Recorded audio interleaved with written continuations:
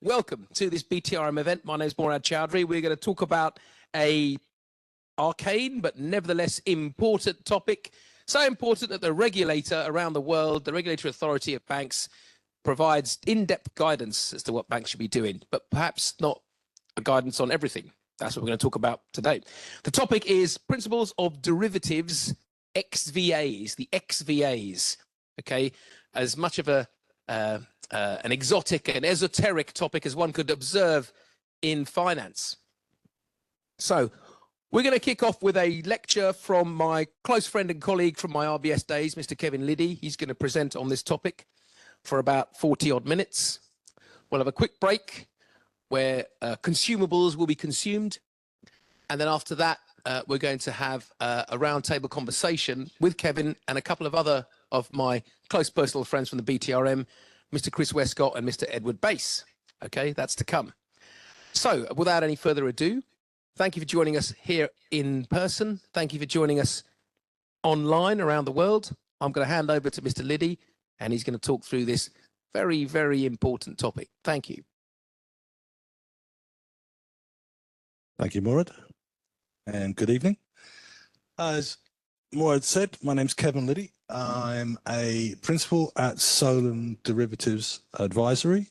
I'm also a faculty member at BTRM. And in previous roles, I was deputy head of trading, rates trading at RBS. And I also helped set up as global head of xVAs at RBS as well. So it's a topic that I'm reasonably familiar with. This is a compressed version of a 2-hour lecture that I give on the BTRM faculty. So I apologize in advance if I skip through a lot of stuff, but there'll be plenty of time for questions afterwards if I haven't explained things.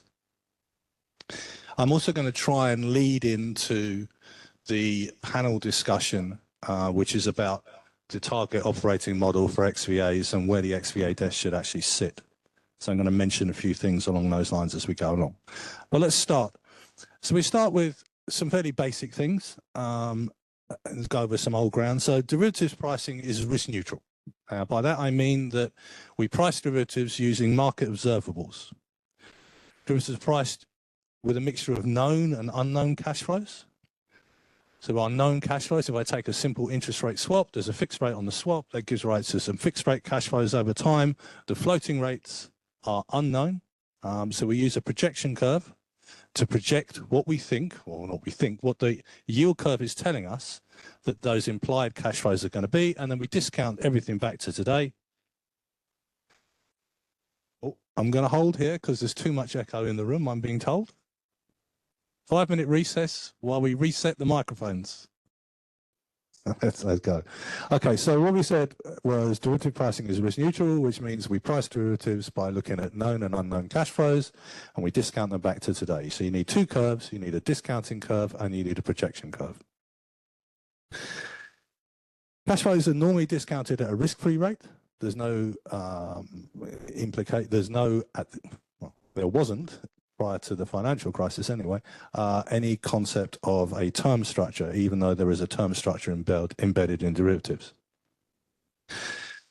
But when we do a derivative, normally it's in a mark-to-market environment. And so we end up with unrealized mark-to-markets, unrealized positive mark-to-markets. Those positive mark-to-markets represent counterparty risk. If I have a portfolio or a trade or portfolio trades with a counterparty and those trades go in the money, I've made a profit. And if my counterparty goes bust, they're not going to perform under the derivatives, so I have counterparty risk. And it was the pricing of this counterparty risk that gave rise to CVA. We've always had some form of reserving against credit losses. And if we think back to when we're talking about loans, then it's normally been some form of what is the bank's expectation of defaults, what is our historic experience of defaults, and we will apply some form of reserving based on that historic or probability of default or historic experience of defaults. Well, that all changed when we started to price CVA.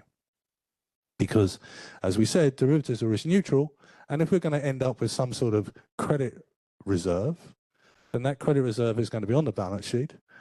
Unlike a reserve on a loan book, which may not have the same impact, the CVA goes through the P&L. So CVA going through the P&L meant the P&L became volatile. And it was pricing that CVA which allowed banks to mitigate that volatility. By pricing the CVA using market observables, they could therefore hedge the market observables and hedge the CVA. And this was the start of CVA desks. And as the market evolved, and we'll talk about evolution of markets quite a lot, the unrealized positive mark-to-markets were also seen then to be a funding requirement. Now, sometimes it's difficult to get your head around why there is a funding requirement, but I'll give you a simple analogy. In a mark-to-market environment, if I make money on a trade, I may not get that money for 10 years, or I might get it in increments over the next 10 years if it was a 10-year derivative. But I've already remitted that as P&L. And the P&L can be used by, remitted to Treasury and used to buy, my favorite example, used to buy pencils and pay salaries and whatever, but the money isn't in the door. So unrealized positive mark-to-markets not only give rise to counterparty risk, but they also give rise to funding or liquidity risk.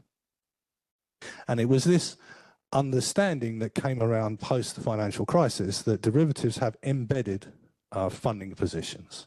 And that funding position is at all times equal to the mark-to-market. Again, it may be difficult to grasp that, but take it from me that the mark-to-market of a derivative represents the unrealized P&L, and the unrealized P&L has been remitted, and therefore that needs to be funded. So we can think as a straightforward example, I need to fund that remitted P&L. So if the remitted P&L is equal to the NPV or the mark-to-market, therefore the funding position is equal to the mark-to-market. So at all times, the net mark-to-market or NPV represents the funding position, is how I would describe it. So therefore, derivatives therefore have implied funding positions in them. And since the late 1990s, maybe early 2000s, in an attempt to mitigate CVA, what banks did was write a lot of collateral agreements, so-called credit support annexes, that supported their derivative activities with their counterparties, such that when a trade became in the money, their counterparty would post them collateral equivalent to the mark-to-market. And the reason that this started was to mitigate the CVA, or mitigate the credit exposure, because obviously at a time, if a counterparty goes bust and he owes me $10 million, I've got $10 million of his collateral. And I can use the collateral to offset the loss that I have in not performing under the contracts. But collateral also came with another benefit, and it wasn't actually realized at the time, but collateral actually is funding. Because if the counterparty is posting me 10 million in collateral, and I have a mark-to-market of 10 million, as we've said already, the mark-to-market represents the funding position, and if the collateral comes to me and I can use it, it's cash, then therefore that collateral represents funding. So the twofold benefit of CSAs was to mitigate the credit exposure and also to mitigate the funding position. Obviously, this then has a knock-on effect when you think about, okay, well, what if this counterparty is uncollateralized? And that's when we started to look at FVA. And FVA is the expected future cost of funding that mark-to-market throughout the lifetime of the trade. So we now have a differentiation between collateralized and uncollateralized trades. Collateralized trades, limited CVA, limited FVA, uncollateralized trades, much bigger CVA, much bigger FVA. As the market evolves, we now have a lot more clearing. Not only do we have clearing, but for non-cleared trades, we now have the uncleared margin rules, which meant that we now have to post collateral, segregated collateral, against our uncleared trades. So we're now posting a lot of collateral as initial margin. Initial margin is liquidity drain, and therefore that initial margin needs funding. And this gives rise to what I call the cousin of the FVA, the MVA, the margin valuation adjustment. Now, collateral is not equal. Not all collateral is equal. If I have a counterparty who posts me dollar cash collateral, or euro cash collateral, or sterling cash collateral, or as we initially wrote CSAs was to mitigate the credit exposure, we allowed all sorts of collateral to be eligible under CSAs. ranging from cash in multiple currencies to government bonds in multiple currencies, multiple maturities, even corporate bonds, and so on. So the implications from an FVA and an MVA perspective on the collateral means that we now have a new valuation adjustment, which is the collateral valuation adjustment. And the best way to think about that is the difference between perfect collateralization and non-perfect collateralization. So if I'm getting government bonds and I need to fund my mark to market, I may have to go and repo them. So to what extent does the repo market allow me to do that? And how difficult are those bonds to repo? And if it's corporate bonds I'm accepting as collateral, maybe there's a different repo price. So we started to see the evolution of the xVAs, and we can see where they came from. They came from CVA as a response to credit exposure. We see the introduction of collateral to mitigate that credit exposure. We see the funding of the positive mark-to-markets as being needed to be funded throughout the lifetime of the trade. Collateral funds that. If we don't have collateral, then we're charging an FVA to the client. We now have initial margin, and so on, and collateral valuation adjustment. And the last one, not but least, is KVA. KVA, as I say, is not a true valuation adjustment because we don't take it through the P&L and create a reserve. We all know in the banking world that what we charge a client as a return on capital, we take to P&L on day one, we don't reserve it as a rule. So I would say that KVA is not a true xVA. However, the discipline in calculating CVA and FVA, MVA and KVA has spilled into capital calculations since they've become much more standardized across the industry. The only thing that isn't standardized is the return on capital. So I think I may have done this. Valuation and pricing are now much more complex, even for a vanilla derivative, because we have this hypothetical risk-free valuation. And then we adjust that valuation to take into account counterparty risk, which is CVA and DVA, more on DVA in a minute, which is a function of exposure at default and credit spreads or probabilities of default. We have FVA, the funding costs. We adjust our risk-free price by that as well. FVA comes in two flavors, FCA and FBA, funding cost adjustment and funding benefit adjustment, more on that later. But that means our FVA is a function of our exposure and funding spreads. We have initial margin MVA. Again, more on that later. That can be calculated in a risk-free way, but in my experience, it isn't. It's normally treated as a drain on liquidity plus some added buffer. And this is where xVA desks and treasuries sometimes get into a little bit of conflict. And then we may also price in other impacts into our derivatives, such as leverage ratio, NSFR, LCR, CCP basis, which we may talk about later if we get time. But the takeaway here is we have a risk-free valuation, but the price that the client receives and the price that I will value in my books is nothing like the risk-free valuation. It's completely different, and it's a lot more complex. So how do we calculate all these? Well, we do a Monte Carlo simulation of some exposure profiles. The top one here, the black line you'll probably all be familiar with, it's the PFE, which is the maximum, say maximum given some confidence level, expected positive mark to market. And that's what's normally used by credit departments to block a credit line. We have the blue line, which is not the maximum, it's the average of our expected positive exposure over the lifetime of the portfolio or the lifetime of transaction. Now, we know that trades can go in the money or out of the money from a derivative perspective, so I may have an expected positive, which is the blue line, or an expected negative exposure, which is the brown line. And the blue line and the brown line added together, not quite true, but for the purposes here, equal my expected mark to market of this portfolio over the lifetime of the trades. So Monte Carlo simulations, EPE and ENE are used for CVA and DVA. It's the average positive and negative exposures. Expected exposures for FVA are the same, but we use the EPE and ENE, and we use those to calculate FCA and FBA. But we can immediately see that we have a double counting. We have a CVA and an FCA, and we have a DVA and an FBA. In practice, the double counting of FVA and DVA is largely one of them is eliminated, and it's normally the DVA. And this is theoretical versus reality. There is a lot of academic work out there that says, you know, FCA doesn't exist. You have FCA and you have CVA, and you should net the two, and you should have DVA and FVA. But I like to think about reality. So when I'm sitting in a bank, I know that my treasury will charge me for unsecured funding that I'm borrowing. So therefore, I'm going to charge the client because I have to pay treasury. I'm sitting in a trading book.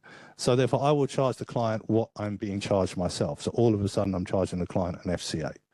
Now, I may give an FBA benefit to the client and reduce the the FCA charge to him, but I will not give them an FBA and a DVA credit. So reality versus theoretical pricing is always, you know, academia versus what happens in reality. Last point on here, incremental versus netting set price adjustment. Obviously, CVA is client specific. So if I have a portfolio of trades with 10 different counterparties, I've got 10 different CVAs. They're not nettable. However, FVA is different. FVA is nettable. It's fungible. It doesn't matter whether the money comes in from counterparty 1, 2, 3, or 4, or goes out to 5, 6, 7, 8, 9, 10. I'm doing a total portfolio. And risk neutral pricing with valuation adjustments. Yeah, I'm rushing through this. Net zero mark to market, as we said, equates to counterparty risk. CVA is counterparty specific, as we said. It's calculated using a probability of default and a loss given default. But if I'm observing a market implied probability of default, the one thing I can guarantee you is the market implied probability of default is higher than historic probabilities of default. So when we made the transition from taking a banking book approach to loan losses by what's our expectations of losses over a period of time, you know, what is our expectations, what historically, how much have we lost? When we moved to market implied probabilities, what happened is the CVA went a lot higher. And the CVA not only went higher, but it's a lot more volatile. As we said, it's subject to credit spreads, it's subject to the mark to market of the portfolio, so it moves around a lot. And that goes through the P&L. So all of a sudden we had this volatile number in the P&L, and as we like to know, management does not like volatile P&L, and so it says you need to do something about that, so it goes away. Right? And that's why the CVA desks started to hedge CVA. It's, from a cynical perspective, it's got nothing to do with hedging credit risk, it's more to do with hedging the P&L volatility. Okay, you might get a benefit of hedging as well, the credit spread, but in reality, you're hedging the P&L volatility. And then when we introduced FVA, we had the same impact. FVA is the cost of funding. It is calculated using the EPE and E&Es, and it's calculated by multiplying them by our funding spread instead of the credit spread or probability of default. But it's the same thing. If it's the expectation of the cost of funding that position over the lifetime of the portfolio or that transaction, then it moves around. It's dynamic. If the trade goes more in the money, I have to borrow more money from Treasury. If it goes out in the money, I may end up with a surplus of cash, which maybe I can do something about. Again, that's another argument between trading and Treasury as to what I can do with it. But quite clearly, the CVA desk, which was set up to manage the volatility of CVA through the P&L, now became responsible for managing the volatility of FVA through the P&L, and that's when they became known as xVA desks, is what I like to think. We've said that collateral is a risk mitigant to cover the credit exposure, and also gives you a funding benefit because the collateral coming in the door, if it's a simple way, is cash, it funds the unrealized mark to market.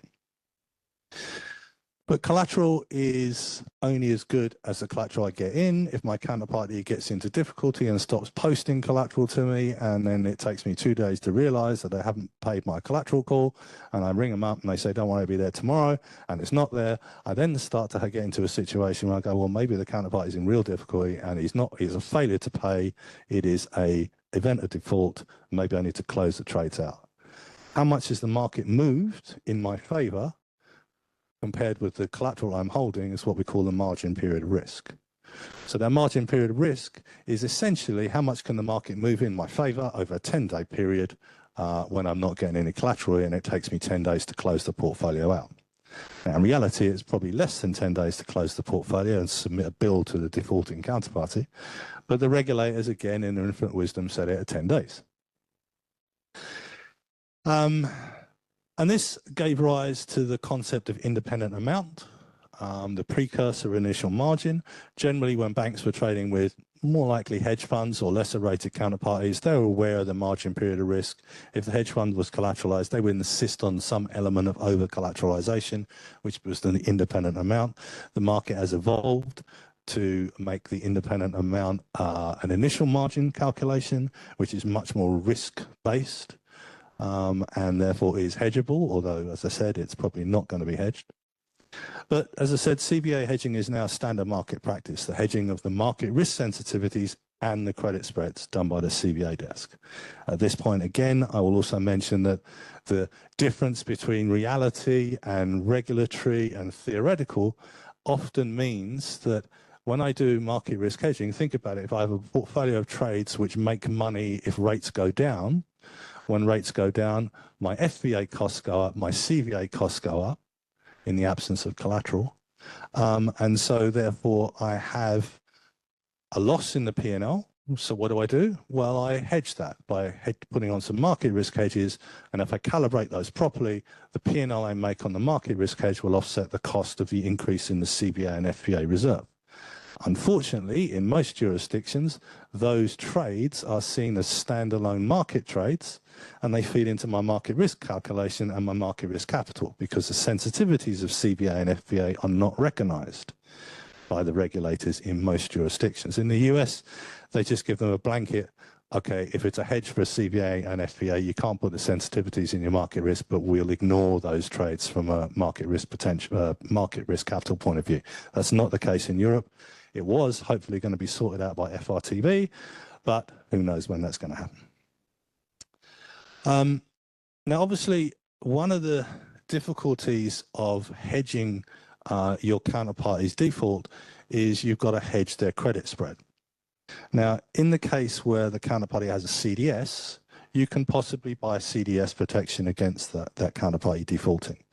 But in most cases for banks, I don't want to put a percentage on it, but it's probably in the high 90% of their counterparties do not have CDS. So what do? Well, they manage to an index. Right? Now, how do they do that? Well, most banks will have an internal mechanism that allow them to say, okay, this counterparty on my internal credit rating is a rating of 10. I'll map that to a Moody's or some other index, and that tells me that I need to buy X amount of the index to hedge myself, so I'll buy the index. That's an idiosyncratic hedge because obviously my counterparty defaults, the index doesn't pay out. What will happen is if there's a market risk, if there's a market event so that credit spreads go out unilaterally, then the index will go up and I'll make profit on the index. But this gets back to what is the purpose of the CVA desk. The purpose of the CVA desk is to minimize P&L volatility. So we've come up with if I'm being cynical, we've come up with a mechanism that allows me to map my counterparty CVA to some external observable index, and the P&L from the index offsets the cost of my CVA P&L, but gives me no payout in the event of a default. So we have idiosyncratic risk there. In the use of index hedges, but it's very effective when I'm mitigating my P&L. The funding implications of collateral, we've touched on a lot of this. The introduction of CSAs were to reduce the credit exposure, but we ended up with having a funding benefit of the collateral coming in the door. One of the problems this gives rise to when I go around and see various banks is that who owns the collateral? Obviously, if I'm sitting on the trading desk and I have a large portfolio of derivatives, which is heavily in the money, and I've got a lot of collateral, I'm remunerating that collateral generally at the OIS rate. So this is why we made a move to OIS discounting for derivatives, for collateralized derivatives, because what we said was, well, I'm going to discount these based on where I'm going to fund them. I don't need to go to Treasury for the money because I've got the money as collateral, and what I'm paying on the collateral is OIS, and therefore I go to OIS discounting. Makes a lot of sense. However, if I don't own the collateral because it all goes to Treasury, because Treasury manage collateral not only on derivatives but maybe on other payment system collateral, all sorts of collateral, then I have a problem with the interface between Treasury as to where I borrow my money, and I'm saying I'm giving you all this collateral. You need to lend me money at OIS, and they will. Oh, I don't lend money at OIS, but you have to do it. So where, as I said, I'm trying to lead into maybe some of the target operating model conversations we might have later, is that the interface between an xVA desk and Treasury is really quite important. Transfer pricing collateral is really quite important. If I'm discounting all my collateralized trades at OIS, because I'm assuming I'm going to fund them at OIS, and actually I don't get my hands on the collateral and I have to fund them by borrowing the money at Treasury, I'd go so far to say you're mismarking your derivatives book. So we need to understand how this all fits together when we're building an operating model. Obviously, when we're talking about uncollateralized derivatives, there is no collateral. Large positive mark to market, unrealized, it's all been sent through the P&L and bought pencils in my argument. I need to fund it. Now we get into the argument about, okay, what rate do I fund it at? Well, it makes sense to me to borrow the money from Treasury at the same rate that everybody else borrows money from Treasury, i.e. the TLP or the FTP with a TLP adjustment. However, this runs into difficulty with the exit price argument. When I have an exit price, if I'm going to exit my derivatives, I know I'm going to pay somebody else's funding cost. Now, if their funding costs are a lot higher than mine, I probably won't go to them in the first place. I'll probably go to someone who has lower funding costs than me. And I'd say, well, they're going to charge me SOFR plus 50. My internal funding is SOFR plus 100. Why on earth would I have an FVA reserve based on SOFR plus 100? When I can exit the price exit the trade at SOFR plus 50. And this is where you have an argument with Treasury. I say, I want my money at SOFR plus 50. Well, tough. So again, we have another interface that has meaningful repercussions on the pricing of FVA. Is FVA a market-based price, a spread based on a market, or where the trade's clear, or is it idiosyncratic, internal, institutional-based FTP and TLP? No, it isn't. Okay. Collateral optionality, a bit on that. Multiple eligible collateral represents an option for the poster. I think it's important we realize that. If you have to post me collateral and you can post me 10 different types, well, what are you going to post me? You're going to post me what you consider to be the cheapest to deliver to me. By cheapest to deliver, it means that it's the collateral on which you receive the highest rate. And I don't mean nominal rate, I mean cross-currency adjusted. So if you behave rationally, you're always going to post me cheapest to deliver collateral. I don't know what I'm going to get. I can estimate what you're going to post me because I presume you're going to behave rationally. So you're going to post me the cheapest to deliver. But if you don't behave rationally and you happen to post me dollar collateral all the time, and you could have posted me euros, I just make money, right? Because you're not maximizing the value of that option. And there are a lot of desks set up in the city looking at the collateral posting and trying to monetize that non-rational behavior of counterparties. And it can be quite material. It can be a running 50 to 100 basis points a day. So it is material. Of course, this option doesn't exist at a CCP. Lastly, other pricing considerations. We've gone through this very quickly, so I hope I have done it justice. The observable market price is a cleared price. Now, what do I mean by that? That means when I look at a 5-year swap on a screen, that is if I'm going to clear the trade. Not only is it if I'm going to clear the trade, but if I'm going to clear the trade at LCH. If I clear it anywhere else, or it's not a clear trade, the price available on the screen will not be the one that I get. There will be valuation adjustments, including a CCP basis, which comes and goes from time to time. So it's important that when we talk about this hypothetical risk-free price, the closest you can get to a hypothetical risk-free price is a trade that is cleared and cleared at LCH. Anything else is going to get valuation adjustments applied to it.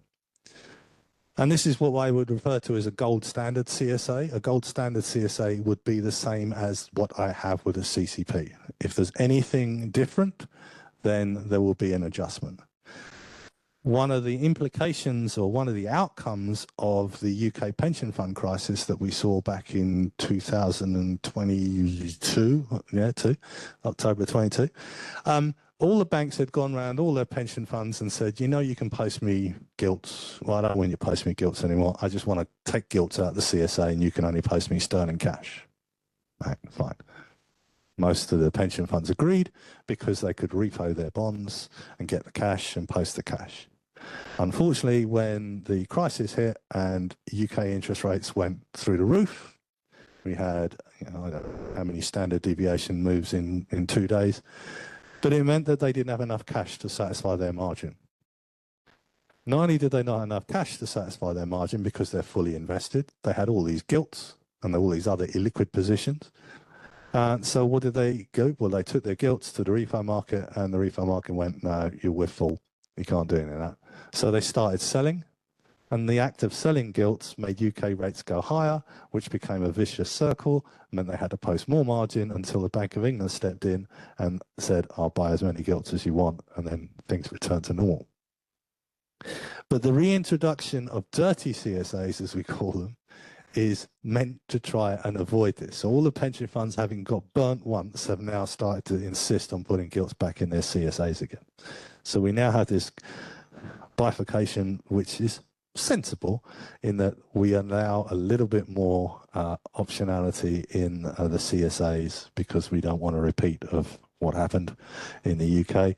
And to be honest, we saw it earlier in, I'm going to guess, 2012 with the European government bond crisis. European government bonds were falling out of bed on a daily basis, and if you were posting me that as collateral, then I may insist on a big haircut or say I'm not going to take any more of that. And that caused you to sell it, and that precipitated the doom loop. CCP, IM and bilateral UMR has led to a great adoption of MVA. I would say that MVA is probably the least developed of all the xVAs, in that you can calculate an MVA, a risk-neutral MVA, but it's a very complicated calculation. It's a nested Monte Carlo. You have to run a Monte Carlo and then run it again for every path to work out what the implied margin you're going to be holding is or having to post. So most treasuries will actually say, okay, how much are you posting now? You're posting $1 billion. Okay, we'll add 25% to that, and you will charge you as if you're posting 1.25 billion, some sort. And that's the way it tends to work. If I, as a trading desk, went home, normally when I go home, I don't have a lot of market risk. You know, I might have been paying and receiving all day, but I don't have a lot of market risk.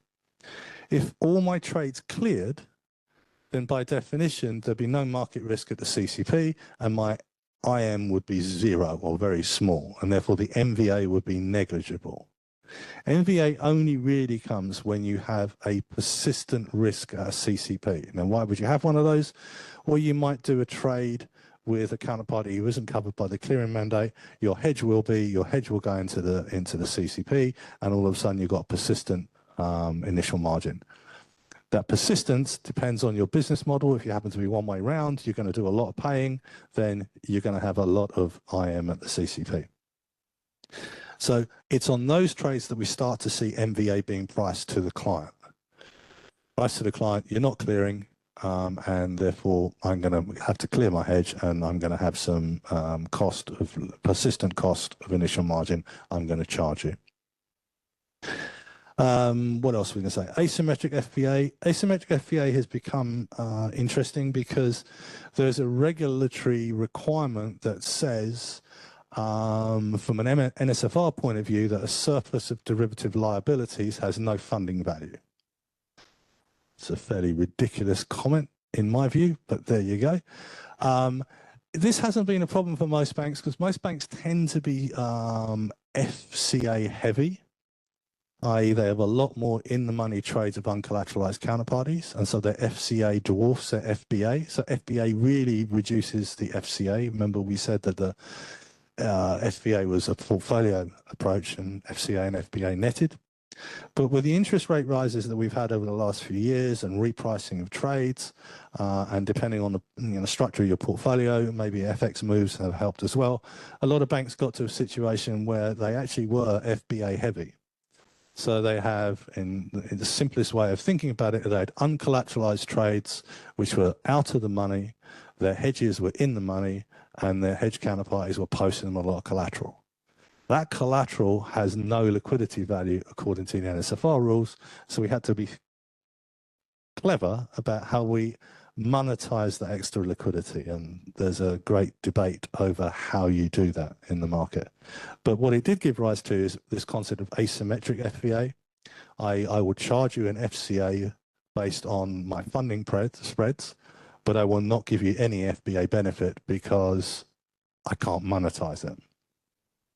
So FBA became more interesting because it had no funding value. So we're now starting to see a slight switch away from market pricing that was CVA plus FCA plus FBA to be a little bit more like CVA plus DVA plus FCA.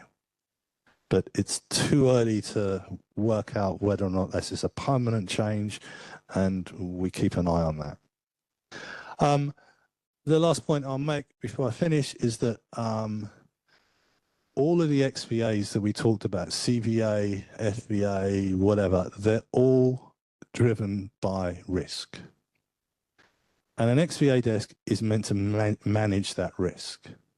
So when we look at the fact that I'm posting a lot of initial margin, that initial margin represents a risk that that particular bank has, be it with a CCP or be it bilaterally. In managing that risk, I can actually reduce the amount of initial margin or funding or credit or balance sheet or capital that I'm actually consuming as a bank. So over the last few years, we've started to see a big move into optimization, compression, and risk management of these scarce resources, CVA, credit, balance sheet, funding, and so on. So as we talked about the xVA desks evolving over time, they started as a CVA desk, they then took on responsibility for FVA, probably KVA, probably collateral management. We now see them taking some responsibility for optimization of the bank's exposures. And that's it. We'll leave it there. So if there's any questions, I'll take them now. But we're going to have a panel discussion. Is that all? We'll have a panel discussion, and if they come up in the panel discussion, then that's fine. Moorad. First of all, thank you very much, Mr. Liddy. Excellent. And, oh, gosh. Was that me? Thank you very much. What a focused and succinct summary of quite a complex topic. Oh, there you go, sir. So first of all, a round of applause, I think, for those in the room. And those of you, thank you, sir. Thank you, chaps. And those of you online, I can just hear that coming through now here. I can just hear that clapping. Thank you. Very welcome. Right, I appreciate that very much. We're going to, before we just have the break, are there any questions in the room right now or online? No? Okay. So thank you again. What we'll do is we will take, let's say, given the paucity of people in the room, let's take 15 minutes for a break. So welcome back, everyone in the room and online. We're going to have a conversation for about half an hour or so on just this topic, the derivatives xVA target operating model. Now, we had a fantastic run through, a summary. Bearing in mind, this is a topic that one can write, in fact, one or two individuals have written, 600-700-page books on. To cover it in that succinct manner, I think hopefully it had lots of value for you. And we're going to talk about this a bit more, but in terms of the arrangement of managing xVAs within a bank. Okay, so to my right, I have So we're all from BTRM. Okay, to my right, I have my close personal friend, Dr. Edward Bass. We go back many years. In fact, I forget how long. Is it approaching 20 now? Gosh. Right. Time flies, we're having fun. Next to him, I have, of course, Mr. Liddy, who you've met, close personal friend, and we go back, oh gosh, it's 15 years now, isn't it? We're over 20 years. And to his right, we have my close personal friend, Chris Westcott, and we go back, oh gosh, at least 15 years, right? Something like that. Anyway, so we're going to talk about this topic. I would invite any questions from the room or online. My colleague, Mr. Dennison, will shout any questions online. And I will start by I'll start by carrying on from what Kevin said right at the end, which was in terms of managing, let's call them the xVAs, the various valuation adjustments, which now include credit, funding, collateral, margin. I did like your description of KVA as a kind of pseudo xVA. I understand that. It's not to me a real one, but we've got it as if we didn't have enough to worry about. There's the key point here and relevant to this discussion is that there isn't a universal way to manage these valuation adjustments. We heard how the origins of the CVA desk to start with was to manage P&L volatility, which depending on the size and the amount of volatility is pertinent, which is why a bank would want to do that. And we can see why derivatives market makers, those who are running a market making trading book in derivatives, would want to do that. But it's gone into other things. And just to reiterate, there's more than one way to manage this. In fact, banks, if you look at different banks and their operating model, there are slight variations. There isn't one universal approach, and that's what makes this a challenging issue. If you were a bank, and I know from personal experience that around the world there are banks looking to set such desks up, even as we speak today. If you were looking to do that, there would be more than one model that you might want to consider. Okay, so I'm going to kick off by asking Mr. Liddy, what do you think would be the optimum operating model with respect to where it sits? Is it middle office? Is it part of treasury? You said at the end of your presentation, it included these days collateral management, very important area for banks that have size in this product. Where does it sit? What's the reporting line? And should it have an explicit P&L target as opposed to simply managing it to optimize P&L? And would it be all the valuation adjustments sitting within its ambit? So how about, Kevin, do you want to just, is that a reasonable question to ask? Okay, you'll need the mic. Okay. So I think I said that CVA desks or xVA desks have evolved over the 20, 30 years they've been in existence.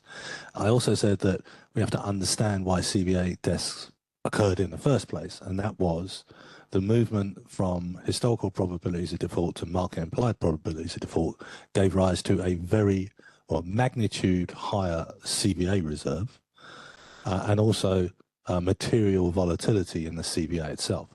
So managing that P&L volatility, as we all know, banks don't like P&L volatility, so the CVA desk was originally intended to calculate the CVA to charge to a client on day one, manage the reserve volatility by doing market hedges and credit hedges. And I'd say that the third arm of a CVA desk is to make the business whole in the event of a default. So if a client defaults, whether it's collateralized or uncollateralized, take an uncollateralized client, for example, I'm a trading desk, I've paid an xVA desk an amount of money to effectively insure me such that when the client goes, or if the client goes bust, that there's no material impact on my trading P&L. So the other leg of a CVA desk, if you want, is to manage the mark-to-market or make the desk whole in the event of a default. We then said that it evolved to cover FVA as well as CVA. So you can quite clearly see that, you need a pricing element because you need to price to your clients effectively and accurately on day one. You need a risk management and trading style coverage of all the market risk elements, and you need to be able to make the business whole in the event of a default, which means you need to have access to replacing the market risk and hedging as needs be the client default. So I would argue that that's the remit of a trading desk. when I go around, and I've done a lot of xVA target operating models. When I go around the city, you know, going back to, you know, the late 2000s, when we started to see regulators, especially in Europe, push for a movement from, you know, a movement to market implied CVA. That was the start of all the smaller European banks setting up xVA desks within their trading function. Within the, well, setting up an xVA desk, and 9 times out of 10 it was in the trading function. Right. When we start talking about smaller banks that haven't maybe got an xVA desk, I'd say there's 2 things at play here. First of all, their local regulator hasn't insisted on moving to market implied probability of default. Or secondly, their derivatives trading book is not material enough to justify the cost of having an xVA desk within trading. Within trading or treasury is sometimes, as I go around and look at operating models, there is an element of some of the stuff that gets done in xVA desks that can be done in treasury, such as collateral management and FVA. There are pros and cons of both, right? But in generally, I would prefer to see it in one place. You're right. That I can understand. One would just, if I was drawing it from scratch on a blank piece of paper, one would want to see them all in one place. But I can also see, I wanted to explore the pros and cons, because I can see, that might reflect my background, putting the collateral management and the FVA management within Treasury. Now, I was going to ask you pros and cons, but I just wonder at this stage, Chris, did you have an opinion on that before I just get back to Kevin to ask about the pros and cons of each op model? I think first, I'd just like to draw a distinction. So firstly, for everybody on the panel and everybody in the room, I know virtually nothing about xVAs. But that's not actually true, but hey, carry on. But I spent many years working in Treasury, and the Treasury I worked in was what I would describe as a corporate Treasury. So this is the one that sets the capital management policy, the interest rate risk management policy, etc., liquidity management. And one of my observations, every time we talk about Treasury here, I am fairly sure that Kevin is talking about a trading type Treasury. A market access function, or not, possibly not. No, this is. I'm more thinking of Treasury as an ALM function. So you meant a group Treasury function. Okay. Okay. So just following on from that, if that's the case, personally, I would rather see this near a trading desk, personally. But some observations. One that if I was treasurer, corporate treasurer, one thing I'd be really worried about would be I might have the expertise with me today to run this xVA desk, but what happens when that expertise moves on? Because I very much suspect that everyone else in my corporate treasury is not going to understand many of the aspects that these guys deal with day to day. So that would certainly be one of my considerations. What is my succession plan? Also, corporate treasury, my background is it's very much top down. So in other words, you're managing a portfolio of mortgages. You're managing the whole organization. Very, very rarely are you managing individual exposures. Sometimes, but rarely. So again, in my mind, I'm not saying you can't overcome it, and I understand with smaller banks you may have no choice but to overcome it. But there's many aspects of what Kevin's been describing that I would frankly say are alien to my background. And therefore, I will be much more comfortable setting the policies within which these guys operate rather than actually having it stuck to my finger as my responsibility. That's fair enough. And we could do that through the ALCO. Everyone's represented there. Okay, that's fair enough. I'm pretty much agreeing with that. Can we just go back to Kevin and just talk through very briefly the pros and cons? Because I have a strong attachment to at least collateral management and FVA staying in Treasury, group Treasury, corporate Treasury, ALM. But maybe just summarize what you see as the pros and cons of having it all within the trading floor, all of the xVAs, or having 2 of those specific areas within the Treasury and the rest of the trading floor. I was interested in your pros and cons. I think when I go around, I see target target operating models sometimes are a mixture of the blank piece of paper that you talked about and also legacy. Right? So by legacy, I mean, well, who looks after the collateral? Well, Treasury always looked after collateral, so they carry on doing it.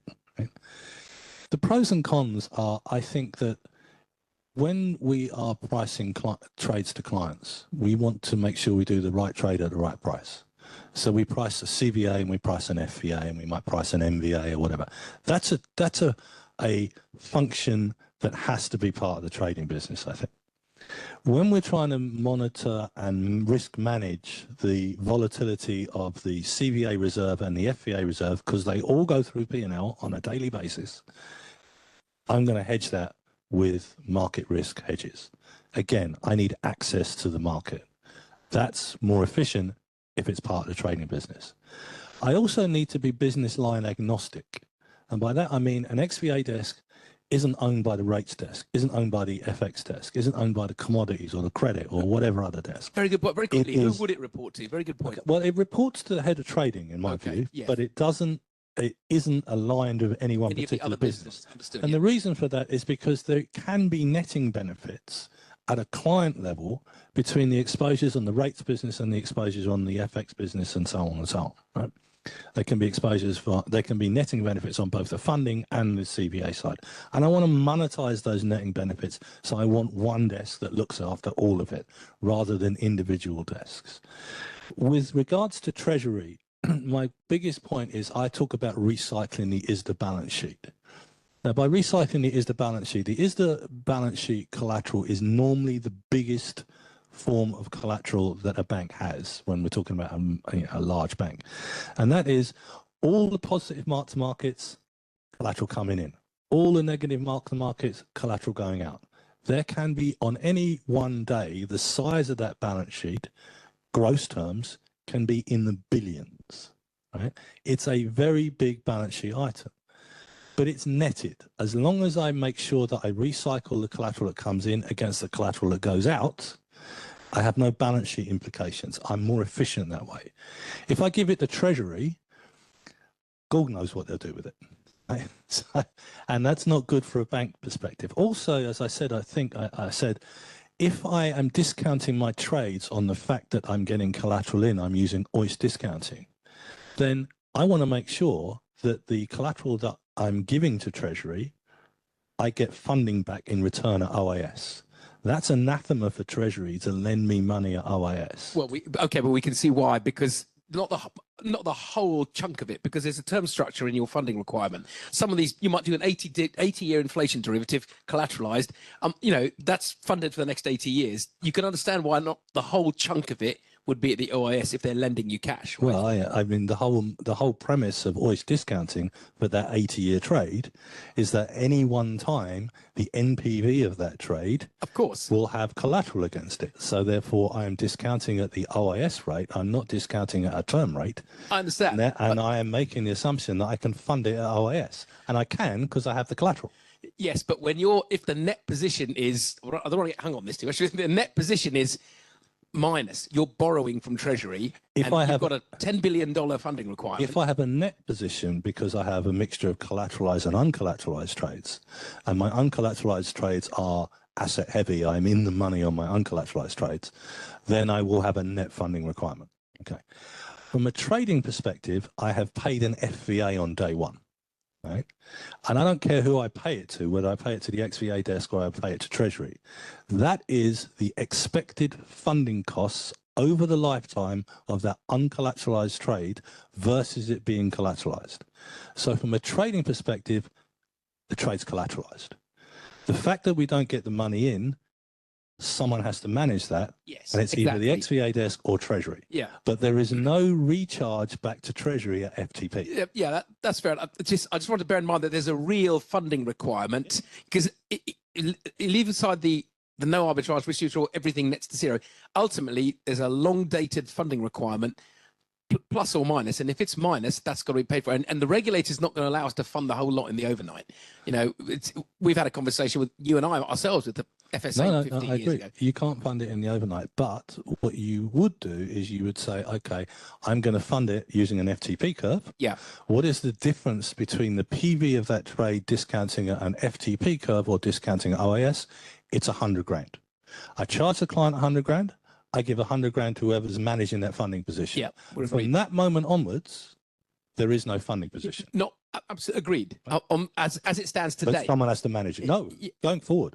Well, but someone has to manage the it. funding requirement will change plus or minus 100 grand. But I've paid for that. Right. But until you put Here we go. This is why we're going arguments. When you put a new business on, we can leave this. No, it's a very important point. It's because the funding position changes when you put on new business. But I've paid for that. I pay for that on every single trade. If it's uncollateralized, I pay the difference between discounting it on origination. On origination. Because how that evolves over time and the management of that is what an xVA desk does. Okay. If you want to pass that role to Treasury, that's fine. Yeah. But then Treasury have to perform the role of the xVA desk, and they cannot come back to the trading business. No, that's fair enough. For more Absolutely. money. In the cash world, it would be the same. If I do an FTP trade to take away the interest rate and liquidity risk from the mortgage lending business, I then, as Treasury, will manage that. Yeah, that's fine. I think that's fine. Point. That's straightforward. So there are pros and cons. If you're a bank out there, and as I said, I know there are banks out there today looking to do this. You have alternatives. Okay, and there are pros and cons to each. I can see why one would want to put it all in one, and for efficiency reasons. Again, maybe I'm just biased, but I can also see why any funding related business should sit in Treasury. But that's fine. We can with that. Well, we can. I'm sure we could come to some agreement in a ZOP model on that. Now, before I pass on to see if there's anything online, Edward, did you have any comments on anything we've said or anything additional you want to bring to this as an observation or a question? Thanks, Kevin, for your exposition as well. Just a couple of observations, and I echo Chris's comments about my own novice position in terms of this topic, xVAs. However, with that in mind, I'll just talk about the concept of whether the xVA desk should be considered a profit or a hedge center. And if so, how should one go about dividing the P&L impact? And also in terms of where it should be located, given the number of constituencies that the xVA desk has to deal with on the funding side, corporate credit, legal entities, capital requirements, and so on. It seems to me that maybe Treasury makes more sense, but that's just my own personal view. Any opposition back on that, Kevin? First of all, is it an explicit P&L target or just managing to optimize? Let's talk about that. So in my experience, if a xVA desk makes money at the end of the year, then sales say it's charged too much, right? If it loses money, then the xVA desk is rubbish at its job or it hasn't charged enough, right? So the xVA desk generally has a zero budget, and it's a zero budget over the cycle, as I have often seen it being described as, which basically is just an admission that it's going to lose money, right?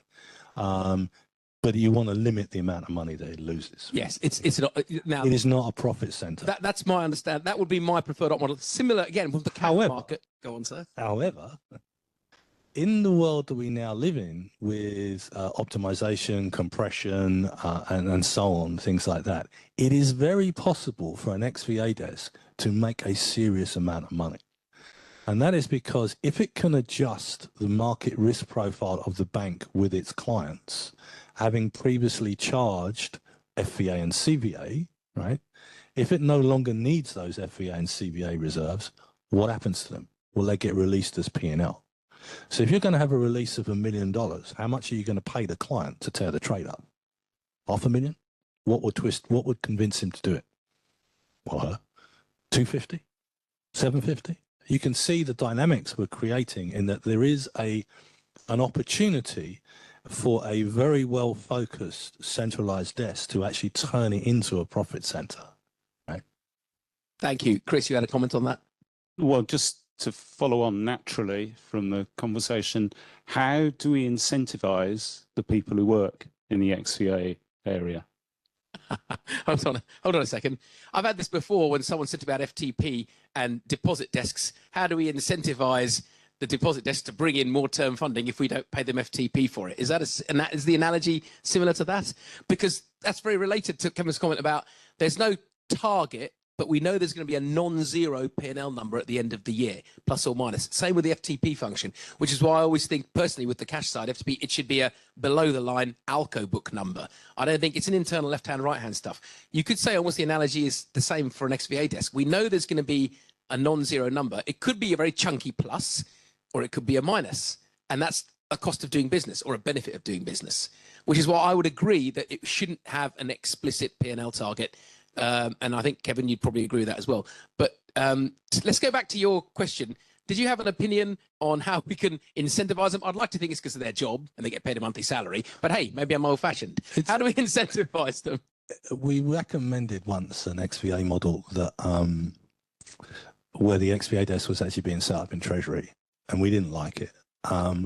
And one of the reasons we didn't like it is because it incentivized the trading businesses to go and do all sorts of rubbish trades, right? Pay the CVA to Treasury on day one and then walk away, wipe their hands of it. So they were tipping all sorts of rubbish over the desk, over the wall to Treasury. Right? In the event of a default, Treasury had to make them whole, but there was no skin in the game for the trading business, right? Which is why we don't like it. So if you have the CVA and FVA function within the trading business itself has skin in the game for all the trades that it does. So incentivizing the trading business and the xVA desk is, we don't want you to make a lot of money. We don't want you to lose a lot of money. We want to make sure that we do the right trades at the right price. So there are some trades we should walk away from, right? And there's some trades we should aggressively bid on. Right? It's that skin in the game. Yep. And if you give it to Treasury, your trading business has no skin in the game. No, that's absolutely, I can see that. And also that op model should incentivize more efficient pricing as well. You want to be, the trading desk or the xVA desk has, in terms of managing the valuation adjustments with the different business lines, has an incentive to make sure the pricing is as keen and as accurate as possible, right? Because otherwise, as you say, if it doesn't have skin in the game, yeah, they're less concerned about the pricing being as accurate as it needs to be. Well, I'll give you a good example of that. If you do an uncollateralized trade, you know, trading desk does a 100 million 10-year uncollateralized trade with a counterparty, and it receives fixed. What it would then, the trading desk would normally then do is go in the market and pay on 100 million to hedge its position, and then 5 minutes later, the xVA desk goes, okay, well we're gonna have an xVA increase and an FVA increase if rates go down, so we're going to go and receive on 10 million. Now all of a sudden the bank's done 100 million pay and 10 million receipt. Right? It would be better off doing 90 million in the market and 10 million internally, right? So getting that type of efficiency and optimization is another reason for having it in the trading business, right? But anyway. Thank you. Chris, you had one more comment? So it's just a question. Normally, if you've got, should we say, something you don't understand, then you find there's other people who've got the same question, but they just haven't asked it. So I'm going to go for it. When you're a client and you get your derivative price, is it just one price, or does it say, here's the basic risk-free rate, here's all the rest of it? FVA, DVA, etc., CVA. Kevin? It varies, right? So if you are a larger corporate, for example, with an uncollateralized trade, and you would generally pimp the trade around, that's not the right way. You'd be looking for, you know, the best price you can get. And at that point, the banks are competing on what the spread from the risk-free rate they're charging, right? So they will say, I'm going to charge you X for capital, X for credit, X for funding, right? And then the individual corporate can make an assessment of, well, why are you charging me 3 basis points for funding and XYZ bank's only charging me 1? Now, there may well be structural reasons as to why that is the case, right? And it's just the way it is. Because the banks have different. Because the banks have different positions with, well, not only different funding levels, but different positions with that particular corporate. And you know, for one trade, it may be risk reducing for bank A and risk increasing for bank B. So, to answer your question, is it explicitly defined? This is all the adjustments we're making. it depends on the size of the counterparty, and it depends on the questions that the counterparty asks. 9 times out of 10, the counterparty gets told, we are charging you 15 basis points, right? It is not transparent to the client how much of that is funding, how much of that is CVA, and how much of that is return on capital. It's generally all lumped into the one number. That would be my experience as well. If it was a Boeing or a Siemens or a BP, their corporate treasury is going to ask for a breakdown. I think if it's not, I would agree with that. 9 times out of 10, they get one price, and unless they ask for it, and even so, they might not get. If they ask for it, they're not going to get a breakdown by the different. I mean, we have worked with a corporate client, and we have educated them in the ways of how banks approach this in such a way that when they are doing a new trade, they know which banks to go to, because they know which trade, the trade that they're doing, which banks are going to give them the best price, because it's risk mitigating for that bank based on the existing portfolio. So we have worked with clients to actually educate them in the way of how they would get the best price. Right. Excellent, thank you. Right, do we have any questions in the room? Yes, we have one here. If we can just, there you go. All right, thank you. So, yeah, sorry for stealing your mic. Oh, right up. Okay, is that better? Cool. I guess this is kind of picking up on a few different themes. So for me, it's the incentivization of the desk, but then also, Kevin, the point you made of if you transfer this risk, well, this function to GT, that the sales desks just come along and say, well, I've gone and traded with some, horribly rated counterparty where I'm not going to be able to hedge the credit.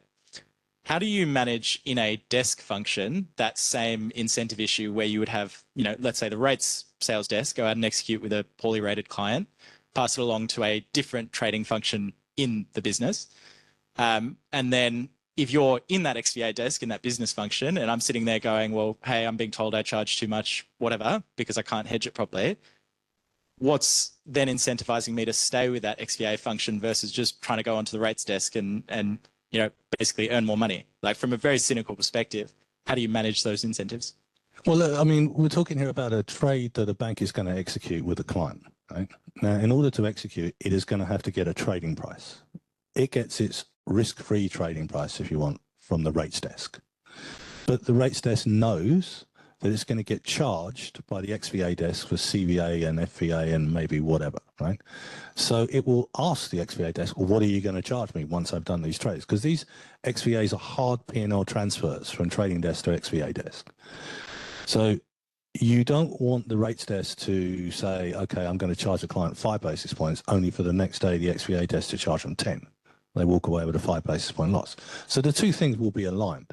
But more importantly, to your point, when we talk about what is the role of the xVA desk, part of it is to make sure that we do the right trades at the right price. If this is a particularly lousy credit and there is no real way of hedging that credit exposure, then my CVA price should reflect that. Now, I will then come under pressure from sales and trading and maybe senior management to find a way of making it cheaper because I'm out of line with the counterparts. That's internal pressure, and that's a business model that maybe some banks have. But in reality, the first line of defense, if you want to call it that, is do the right trades at the right price. This is the price of the CVA. It's because this is the credit spread. This is what I'm going to incur in costs in hedging it. Go figure, right? I'm going to charge you that. If you want to do it cheaper, that's fine, but that's your loss. And if you want to do trades because you think you are going to get an extra bite at the cherry, or maybe a restructuring or whatever, then quite often trading desks do that. They'll suffer the 2 or 3 basis point hit up front because they know in a year's time they're going to restructure the trade and make a load more money on it, right?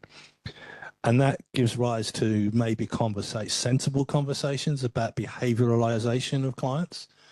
Will I charge a 10-year CVA when my sales desk are saying we will terminate this trade after 3 years because the underlying credit facility is going to terminate after 3 years or whatever. So therefore, you only need to charge me 3 years. CVA desk goes, well, no, but if you do terminate it, I'll give you all the money back. And then conversations happen. That's all about incentivization and doing the right things, right? But depends on the bank. Thank you. Thanks very much. Okay, got a couple of questions online here. Thanks for the talk. Very welcome. In Latin America, there is a lot of doubt on how to approach xVA desks. I'm not sure it's limited just to Latin America, given the difficulty in managing risk because of illiquid markets and or the lack of non-linear products. What kind of risk, for example, funding, FX, interest rate, is usually managed in more developed countries? I think any of you could take that, actually. And how is this risk managed, i.e. delta hedging, products used, and so on? I interpret that as a more generic, how would you hedge all balance sheet risks and, what products you'd used. I don't think that's specific to xVA. If we just make it specific. xVAs are, a bank is hedging its xVA risk in the same way it hedging any other risk. Yes. That's what you're trying to say. Right? Yes, exactly. I think the point I was trying to make is regulatory regimes around the world are at different stages in asking their banks to do certain things with xVAs, right? Whether it's going to a market implied probability of default, right? FVA is not an accounting standard. IFRS is an accounting standard which says you have to have a CVA, right? But increasingly, auditors in the developed or the European banks that I see are saying, show me your FVA and show me the reserve and how do you calculate it, how do you manage it? So it's not an accounting standard, but it's getting that way. Yeah. And the rest of the world will follow. Right? I was just about to say, I think that treatment of FVA that we see in the UK or in Europe will become more, I would imagine, well, I'd be unsurprised if it becomes more universal around the world as well. Yeah, exactly right. Okay, one more on screen. Oh, here we go. How does the CCP calculate IM? Is it based initial margin? Is it based on the global risk a clearing member brings to the CCP? How does the clearing member pass over this charge to its clients whose trades it clears? I think we need an extra half an hour on that one. Any 30-second answers for that one? Right. So the IM at CCP is risk-based. It is designed. Credit risk. No, market risk-based. Right. Predominantly. Right? It is credit risk-based, but we'll come to that in a minute. It's market risk-based because it is designed to cover the CCP from any losses that it may suffer in the event of its member defaulting. So what happens when a member defaults? Well, the CCP, which is guaranteed the other side of the trade, has to go and replace all the defaulted members' trades. And they do that not by going out and doing the trades. They do it by selling the portfolio to another bank, right? Now, the bank will bid for that portfolio, and you can bet your bottom dollar it will be nowhere near the mark-to-market of the trades that the CCP is holding VM on, variation margin. So that's why they have an IM. The IM is designed to cover the shortfall, right? And if they don't have enough IM, then they do all sorts of horrible things. But let's assume that's where the IM is. So it's risk-based. It is also counterparty risk-based, as we saw LCH have. LCH rules are such that if they don't like you, if they don't like your credit, then they can multiply the amount of initial margin that you have to post by anything they want. That's why I thought the IM was a large part was a function of their perceived credit quality of their member. I think that the perceived credit quality of the member is a bar that you have to get over to become a member. All right, but it's just if your credit deteriorates, and we have seen this, then they will apply a multiplier to your initial margin. They'll also apply a multiplier if you bring a lot of risk. So if the risk that you bring happens to be all one way round or a lot of risk, and in the event of a default, they would find it hard to get out of that risk, they'll also multiply your initial margin, and they may increase your default contribution as well. But yeah, there's lots of, when you sign up to be a member of CCP, basically they can do anything. Yes, that's right. Go ahead, sir. So this, I think, is just going back a little bit around the question of in South America. And my observation on other balance sheet risks, like interest rate risk, for example, is you understand the risk, and you may say in the UK, in the US, you maybe hedge this risk with interest rate swaps or something like that. And then if those products don't exist in the country that you're discussing it with, then it becomes an issue, well, what proxies can we use? And some of them are imperfect, but you don't really have any other choices. So in terms of a general answer to that question, as that market develops, I'm sure there'll be lots of things that aren't there that you need there. So the question is, what's the next best alternative? Thank you. Yes, absolutely. Okay. It's scrolled up again. Sorry, hold on. What about this one? In Africa, there is a non-existent CDS market. How would an xVA desk manage this nuance? I would imagine it would struggle to get off the ground. No, Well, CVA anyway. well, no, but perhaps not for. I mean, what I said was, in most banks are in the situation where 90% of their clients don't they have use the CDS. proxy. They use the. So they'll use a proxy. They'll use an index. They'll map their credit worthiness of their clients to an index. They'll do all sorts of funky things about how they manage it. But at the end of the day, as the credit spreads go out, the index will go up, and that will make them the money that they lost on the credit spreads going up. In theory, at least. Well, if they do the mapping properly, it's a P&L volatility inhibitor. It gives you no benefit if your client goes bust, right? Yes. Just so everyone's clear, when we speak of an index, are we speaking of an iTraxx type? Yeah, we're speaking of iTraxx, Okay. and there'll be iTraxx for currency countries In Africa, including as liquid. Yeah. Okay. Right. Great. Thank you. Forgive me, those online. As time is, we're actually at time, but I want to see if I can squeeze one or two final words in. Now this one here, I'm going to read it out because you're very welcome. I'm going to read this out because it's very interesting, but perhaps for another day. The approach to include climate change into the calculation of derivatives is by adding it to the CVA. But there's a problem regarding the CDS market being illiquid for long maturities. Yes, given that climate change we expect to play out over a very long maturity. Can you tell us about what is done so the margins can be calculated? I'm struggling with that one myself. Does anyone want to tackle incorporating climate change risk impacts into this whole topic? I suppose if it's an 80-year derivative, then you might want to include it. If it's not, then... Well, I've seen... Obviously, this is a nascent market. Very nascent. But I've seen expectations of counterparty default being accelerated by climate change, right? And yes, the question is sort of right in that obviously if my contractual maturity is 80 years, but I don't expect my client to be around for more than 10 because they're going to be underwater, then... Or if they were, burning coal to generate power. Then it can... What I've seen, CVA is a byproduct of what the exposure is, the exposure profile. So I've seen the exposure profiles change to take into account climate aspects, but I don't know that I could actually tell you with any certainty how to do that, apart from your exposure goes down because the client isn't there anymore, and therefore the CVA will naturally go down as a result. So, yes, because the client, yes, but the client's going to be going out of business, or as you say, if it's physical, underwater, transitional, going out of business. Okay, but I also wouldn't want to attempt to answer that. Okay, but thank you for the question. Right, we are actually out of time. So thank you for your attention, everybody, online and in the room.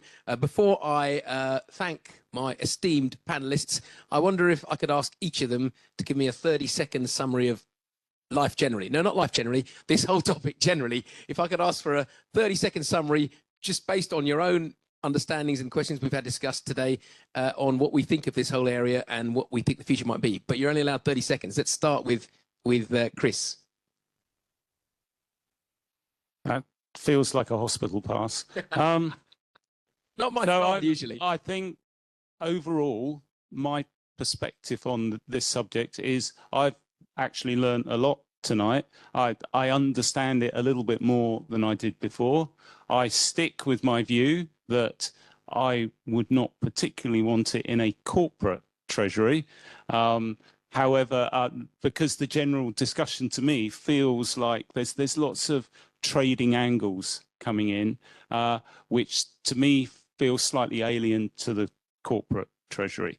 However, I would also expect the corporate treasury to set a lot of the parameters by which the xVA desk operates. And I think hopefully that's 30 seconds because I haven't got anything more to say. No, that was just nicely done. Ed, do you have any more further comments? Yes, thanks. Again, that was very educational for me as well, a fairly recondite area in my experience, but it illuminated for me considerably answering the fundamental question, I think, what is the price another market participant would pay or receive to assume your derivatives contract. So we've come a long way, apparently, from derivatives pricing going back to Black-Scholes model and before. So again, thank you for that exposition. No, that's the very good point, actually, because we've gone away from just, that was the John Hull risk debate that you alluded to, you know, about it's all no arbitrage and they're going to be one price. As we can see with valuation adjustments, that's no longer market practice. Thank you, Ed. 30 seconds, Kevin, thank you to round ourselves off here. So rounding off, I'd say that, as I said, you know, xVA desks have evolved. They've evolved from the CVA desk to be the xVA desk, risk managing some of the scarce resources that a bank has, and I think they continue to evolve because they are now the place where all the optimization trades are done, and so it's a much more it's evolved into something new than it wasn't anticipated being like 10 years ago, and it will evolve into something in 10 years time as well.